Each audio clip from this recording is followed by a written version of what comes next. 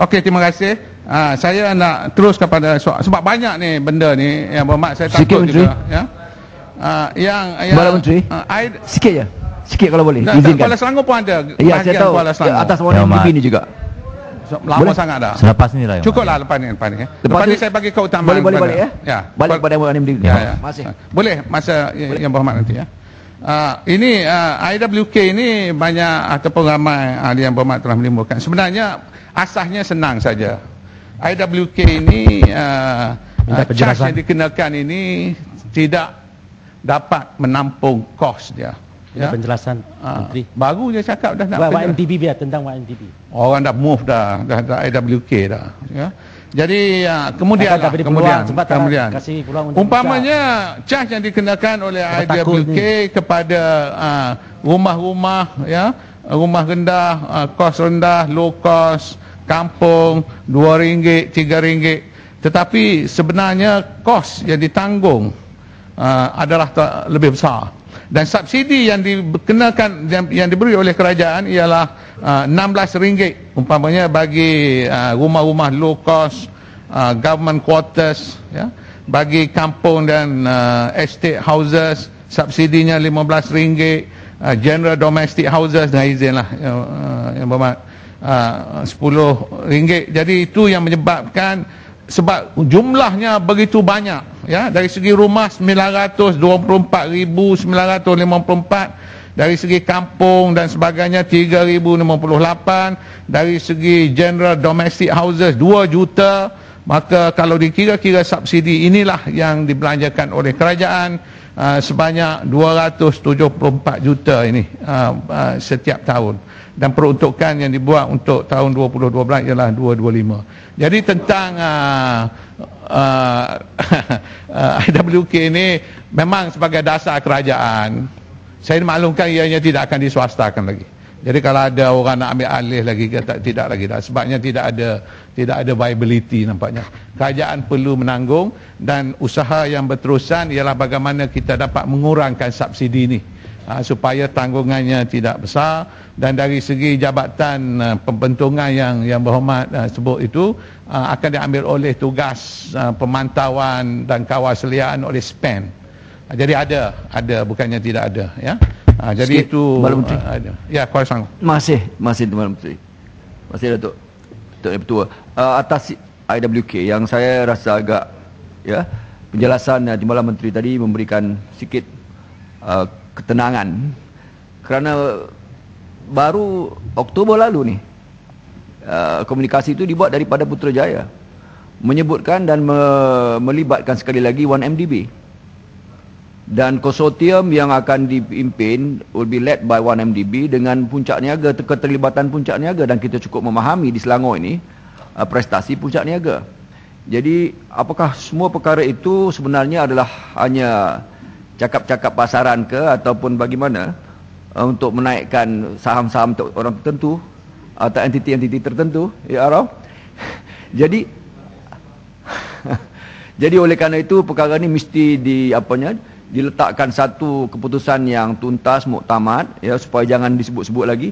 Dan keduanya, kalau saya kembali sikit ya Timbalan Menteri, balik kepada 1MDB tadi yang dikatakan sedikit waktu dahulu isu satu ya, berjaya mengisu ya, menerbitkan 5 bilion ya Islamic medium term notes itu. Yang saya ingin tanya sedikit saja, saya tidak memahami apa kontrak Islamic instrumen yang digunakan ataupun sukuk yang digunakan itu, dan keduanya apa campur tangan grantee ataupun rating ataupun bersandarkan apa yang mereka mampu menerbitkan 5 bilion, dan selepas daripada itu mendapat suntikan 400 juta dalam bajet ini. Itu yang agak memeningkan sikit dan merunsingkan sikit. Masih. Terima kasih Muhammad. Tentang satu MDB yang mengeluarkan sukuk sebanyak 5 bilion ataupun kurang lebih seperti mana yang ditimbulkan oleh Ketua Pembangkang tadi, yang perlu kita pastikan. Ini dikeluarkan dan mendapat garanti kerajaan. Sebab itu dia boleh Barangkali kalau tidak ada garanti kerajaan, tidak ada. Sebab itu saya start mula-mula sekali dengan mengatakan bahawa ini syarikat penuh kerajaan.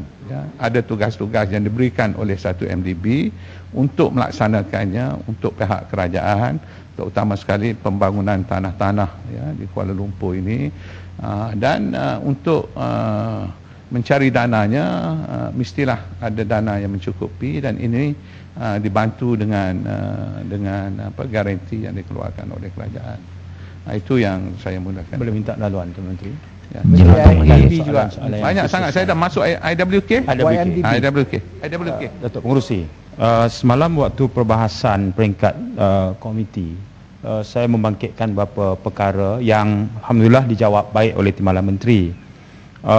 Begitupun sifat perbahasan dalam Parlimen Timbalan Menteri, seringkali jawapan itu menimbulkan pula beberapa persoalan baru. Saya fikir Timbalan Menteri boleh bersabar untuk melayan kita bagi memberikan penjelasan yang saya yakin wibawa Timbalan Menteri yang saya kenali. Tadi ada semacam dalam jawapan Timbalan Menteri itu nada, saya baca macam ada nada yang sudah give up dah ya. Mana percayalah, kita takkan swastakan lagi dah IWK ni, cukuplah dengan yang sekarang kan. Itu alhamdulillah nampak nada yang lebih realistik. Sebab dari awal pun model perniagaan ini yang ditaja oleh beberapa kroni perniagaan, ni cerita lama ya. Prime utilities, Transwaters, dan akibatnya sampai sekarang bila kerajaan dah sedar ni, dah tergantuk baru tengadah ni, kita dah pun khianati sampai 1.2 bilion duit rakyat untuk selamatkan syarikat, dan sekarang ni kita tahu beroperasi juga dalam rugi.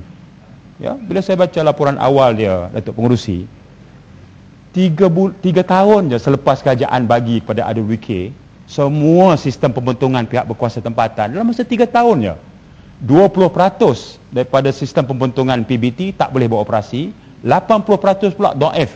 Model perniagaan tidak sustainable, charge yang dikenakan membebankan pengguna, syarikat mengalami masalah, kerajaan terus memberikan suntikan, dan akhirnya sekarang dah jadi sampai 1.2 bilion. Sebab itulah Timbalan Menteri semalam saya bangkitkan berkenaan dengan cadangan dalam bengkel plan strategik industri perkhidmatan pembentungan negara 29 Mac yang Timbalan Menteri belum jawab lagi. Mungkin ada jawapan tapi saya langkah ke depan. Antara cadangan dalam bengkel plan strategik yang saya sampai dokumen di tangan saya ialah menjenamakan semula IWK dengan menubuhkan sebuah syarikat baru, Syarikat Pembentungan Negara, NASCOM, untuk mengambil alih IWK. Yang saya dipahamkan, cadangan ini sudah sampai ke peringkat Jemaah Menteri. Bolehkah Timbalan Menteri memaklumkan perkembangan berkenaan dengan cadangan untuk menjenamakan semula? Ya, ini yang saya nak timbulkan. Terima kasih. Ali yang Muhammad, saya ingin ingatkan perbahasan sekarang ini mencelah lebih panjang daripada Menteri menjawab. Saya perlu menegur kerana kementerian ini harus menggulung habis jawapannya sebelum jam 1 nanti. Terima kasih, Mat. Terima kasih Tuan Pengerusi. Saya mohon, memang ini bidang ini adalah dalam di bawah Kementerian Tenaga Air dan Teknologi Hijau. Dari segi penyusunan semula ya, IWK, mungkin penjenamaan semula ya. Jadi saya mohon jawapan yang lebih baik barangkali boleh datang daripada mereka. Bila dia jawatan kuasa nanti boleh celahkan Yang Berhormat, sebab saya tidak mempunyai maklumat yang lebih selain daripada usaha untuk memastikan subsidi ini dari perspektif Kementerian Keuangan haruslah dikurangkan dalam jangka masa panjang kerana tidak boleh diteruskan. Dan juga saya difahamkan ya, ini pun boleh disahkan melalui kementerian ya. Saya difahamkan bahawa tidak akan ada privatisation bagi IWK ini ya. Itu yang saya boleh nyatakan di sini. Jadi kalau saya boleh teruskan penjelasan Batu Gajah tak terlibat IWK. Ya, pohon. tarif IWK. Tapi tak terlibat sebab kita nak cepatkan, kalau tidak sedikit baru. saja sama ada tarif IWK ini akan dikaji semula ya. Sebab orang ramai tidak puas hati dikenakan charge yang begitu tinggi. Mereka kata bil I 2 bulan baru RM6. Tapi charge IWK RM8 1 bulan. Jadi apakah mereka tak puas hati dengan charge yang begitu tinggi? Apakah kementerian akan mengkaji semula? Sebelum ini mereka bayar melalui disertakan dalam cukai pintu. Tapi selepas diswastakan datang satu bil yang menambahkan kos mereka. Saya pohon penjelasan perkara ini. Ini salah satu sebab mengapa mereka tak mau bayar IWK. Terima kasih Yang Berhormat. Saya baru saja jawab bahawa charge yang dikenakan oleh IWK ini adalah terlalu rendah berbanding dengan kos yang ditanggungnya sehingga menyebabkan subsidi. Yang Berhormat kata tadi ada rumah yang perlu membayar RM8 sebulan ya, yang dikenakan oleh IWK. Subsidinya ialah RM10. Ada rumah kos rendah, rumah-rumah kampung yang dikenakan RM2 sebulan, subsidinya RM16. Ya. Ada yang RM3 sebulan, subsidinya RM15. Jadi mungkin rumah merasakan ini mahal, tetapi dari segi kosnya, kos pembentungan ini jauh lebih tinggi. Jadi sudah ada gap lah saya kira, dan ini menyebabkan bakal masalah yang semakin rumit. Kalau dah tak nak bayar pula tu ya, nak kutip pun tak boleh.